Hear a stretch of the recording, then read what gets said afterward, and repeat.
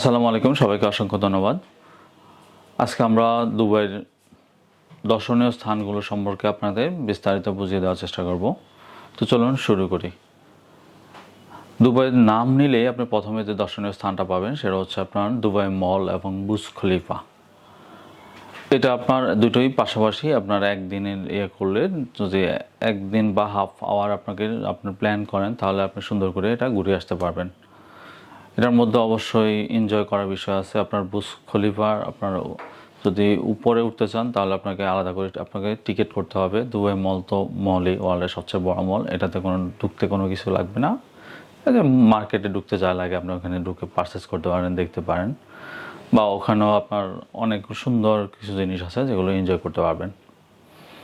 আর একটা জিনিস অবশ্যই খেয়াল রাখবেন, দুবাই মলের মধ্যে আপনার হচ্ছে দুবাই আন্ডারওয়ার্ল্ড অ্যাকোরিয়াম, এই একটা বিষয় এটা আছে, যেটা আপনার ওখানে বিভিন্ন রাইড আছে। আপনার এনজয় করতে গেলে অবশ্যই আপনাকে পে করতে হবে। আর আপনার ওটাতে আউটডোর যে লোকেশনগুলো অবশ্যই দেখে আসতে পারবেন, কোনো আপনাকে পে করতে হবে না।